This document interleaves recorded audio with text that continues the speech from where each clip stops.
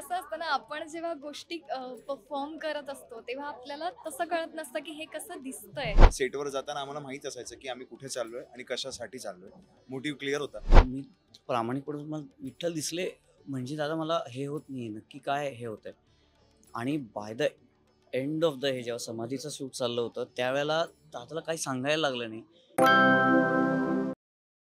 Hello नमस्कार friends, मी मज्जाची नीलम. ज्ञानेश्वरांची मुक्ताई हा चित्रपट लवकरच तुमच्या भेटीस येतोय आणि आज याचा म्युझिक लॉन्च सोहळा पार पडलाय आणि त्यानिमित्ताने 4 गोड भावंड माझ्यासोबत आहे. कसे आहात?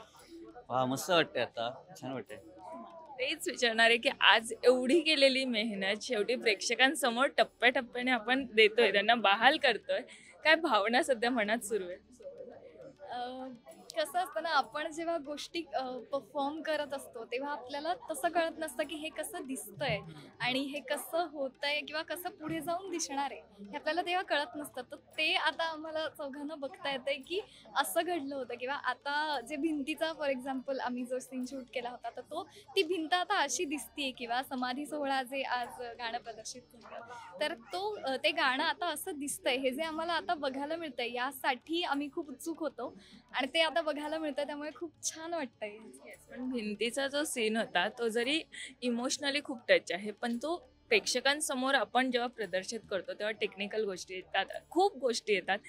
त्या सगळ्या गोष्टींवर कशा पद्धतीने मात करत होतात? कारण की तिकडनंही खूप जास्त प्रेशर होतं, मनात दडपण होतं. एवढ्या सगळ्या भावना असताना कसा शूट झाला? मात संकटावर करतात.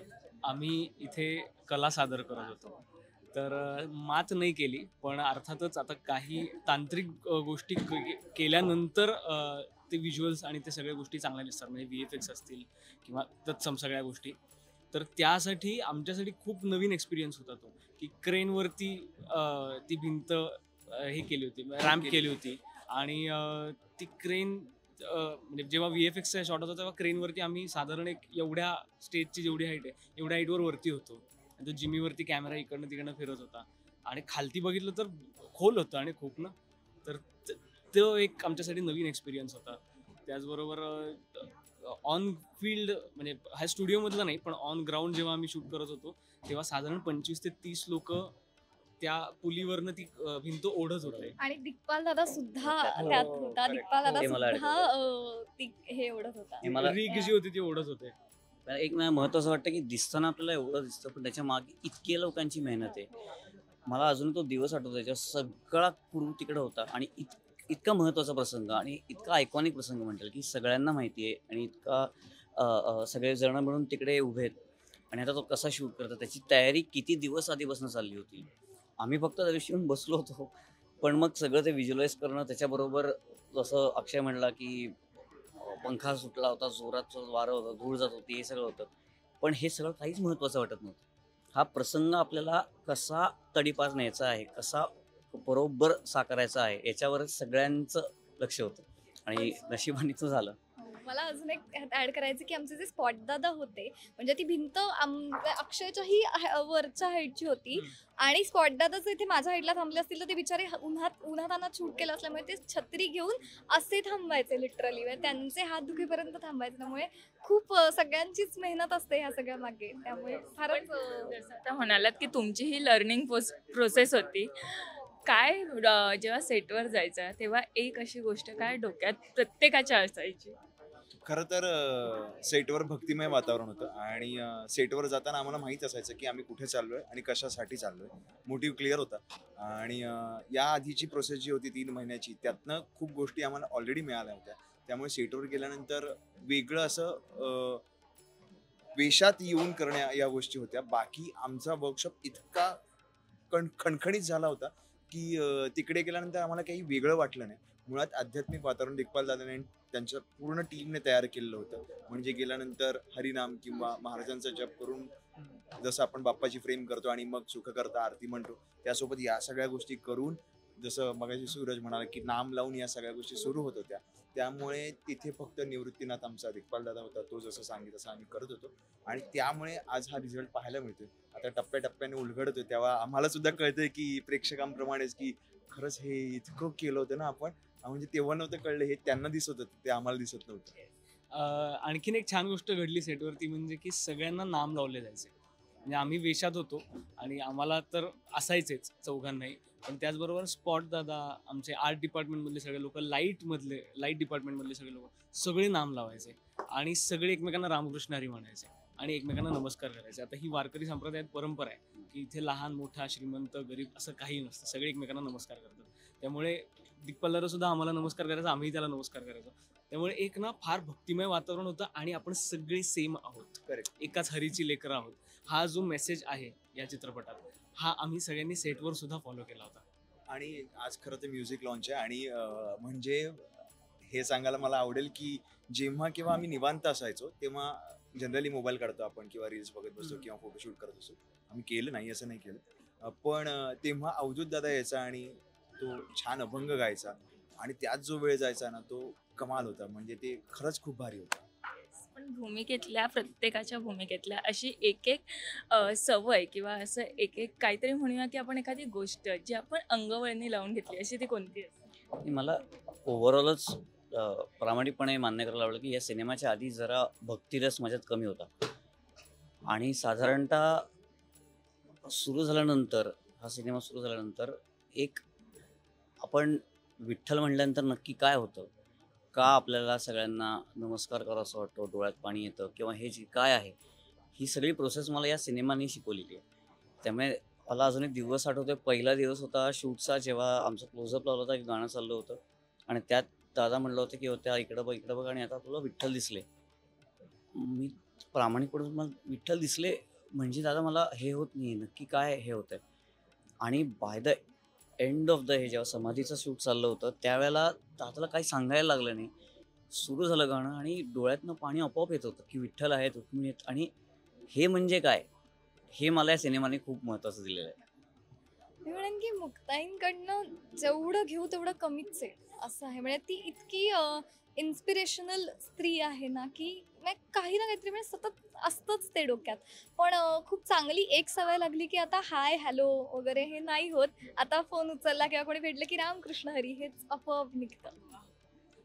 अगेन नेहा सांगते तसंच की मुक्ताईकडनं घेण्यासारख्या खूप गोष्टी आहेत, तसं माऊलींकडनं घेण्यासारखं काय नाही आहे असं अक्षरशः होतं. त्यामुळे घेऊ तितकं कमी आहे. त्यामुळे ती प्रोसेस अजूनही खरं सांगायचं तर चालू आहे. आणि 16व्या वर्षी ज्ञानेश्वरी लिहिली. 16 वर्षाचा असताना आम्हाला कोणाला किंवा आपल्या कोणालाच काही कळत नसतं की आपल्याला आयुष्यात करायचंय काय. त्यांनी जगाचं आणि आयुष्याचं सार सांगितलं. त्यामुळे तो संपेल असं वाटत नाही मला तो अभ्यास कधीच. तो चालूच राहील कायम. अगदी खरं आहे अगं. म्हणजे तू प्रश्न विचारलास की काय घेतलं, तर असं एक गोष्ट सांगताच येणार नाहीये, ही शक्यच नाहीये. फक्त मी हेच म्हणेन की अगदी नखाची सुद्धा सर आपल्याला कधीच येणार नाही, कारण त्यांचा अभ्यास, त्यांची गोष्ट खूपच वेगळी आहे. पेशन्स आले ना थोडेसे तरी फार उपयोग येतील आमच्या सगळ्यांच्या आयुष्यात. तेच नक्कीच. पण जसं आता मगाशी अक्षय म्हणाला की फोटो रील्स आम्ही थोडेफार काढलेच सुद्धा. जशी मुक्ताई भावंडांची लाडकी होती तशी नेहाई तुमची लाडकी आहे. कारण माझ्याकडे अजूनही मी मुक्ता म्हणून सेव आहे, नेहा नाही म्हणून नंबर सेवच नाही. त्यामुळे ते आम्ही एका कॉलेजचेच आहोत, SP कॉलेजचे पुण्यातले. त्यामुळे आमची ओळख आणि सगळं आमचं बॉन्डिंग आधीपासूनच होतं. त्यामुळे ती या चित्रपटाच्या निमित्तानं आणखी छान ते बॉन्डिंग झाले. त्यामुळे नेहा अर्थातच सगळ्यांची लाडकी आहे आणि प्रचंड मस्तीखोर आहे ती. पण हा ऑफस्क्रीन बॉन्ड कसा होता? खूप सुंदर होता. म्हणजे त्यासाठी सुद्धा फार वेळ लागला नाही. आम्ही पटकन एकत्र बॉन्ड झाला आमचा. म्हणजे तेजसला मी आधी ओळखत होतो, या दोघांना पहिल्यांदा भेटलो, पण कधीच वाटलं नाही की आमची ओळख नवीन आहे किंवा काय. ना त्यांनी कधी जाणवू दिलं, ना आम्ही कधी त्यांना जाणवू दिलं. पण आता आळंदीत सुद्धा म्हणजे आता जो लुक रिव्हीलचा प्रोग्राम होता तेव्हा आळंदीत हे आपसूक घडलं की आम्ही चौघही वेशात होतो आणि आम्हाला काही कारणामुळे त्या वेशात बाहेर लगेचच यायचं नव्हतं. त्यामुळे आम्ही आतमध्ये एका खोलीत बसून होतो आणि ह्याला जेवणाचं म्हणजे सगळ्यांना आम्हाला सांगितलं की आता जेवा तुम्ही. तर ह्याला जेवणाचं ताट आणून दिलं आणि त्या एका ताटात आम्ही चौघं बसून जेवलो आणि आमच्या सगळ्यांची पोटही भरली. सो आणि हे आपसूक झालं होतं. म्हणजे असं काही ठरलेलं नव्हतं की एका ताटात जेवायचं. मी सुरुवात केली, सूरजनी सुरुवात केली. हे म्हणले अरे दोघंच जेवता का, थांब मी पण येते. ही पण आली, मग अक्षय पण आला आणि अगदी मगाचा म्हणजे तासाभरापूर्वीचा किस्सा आहे. इथे बाहेर सुद्धा आम्ही तिघं एकाच ताटात जेवलो होतो. आम्ही काही न ठरवलं. पण याचा इम्पॅक्ट काम करताना पण झाला होता. मला अजून आठवतंय की ट्रेलरमध्ये तुम्ही बघितलं असेल, धर्मसभेत आपण सगळे समोर येऊन एकसाथ नमस्कार करतो. हे समोरनं कोणी काउंट दिले नव्हते, काही नव्हतं झालं. माऊली समोर उभे होते, आम्ही आलो आणि आपोआप त्याच वेळेला तिघांचे हात गेले. तर ते मला खूप गंमत वाटत होती की हे बीट देत नव्हतं कोणी की हां आता हात करा, आता हे करा, आता ते करा, असं काही कोणी समोरून सांगत नव्हतं. पण त्या क्षणाला ते प्रसंग होत होते. एकमेकांच्या प्रसंगांमध्ये पण रिॲक्ट करताना म्हणजे समजा हिचा क्लोजअप आला, त्याचा क्लोजअप आला, तरी आम्ही उभे राहायचो समोर क्यूज द्यायला, कारण त्याचा खूपच इम्पॅक्ट होतो. त्या डोळ्यात लगेच येतं. आणि दादानी सर्वात महत्त्वाचं वाक्य सांगितलं होतं आम्हाला स्टार्टला, मला तुमचे डोळे हवेत. वाक्य कोणी बोलतील, मला तुमचे डोळे हे पाहिजेच आहेत. त्यामुळे तो वर्कशॉपमधलं फार महत्त्वाचं हे होतं टेक अवे. पण आता सगळ्यांनी ऑफ स्क्रीन बॉन्ड बद्दल सांगितलं, तर नेहा तुला विचारते, तुझे लाड कोणी कोणी खरे केले?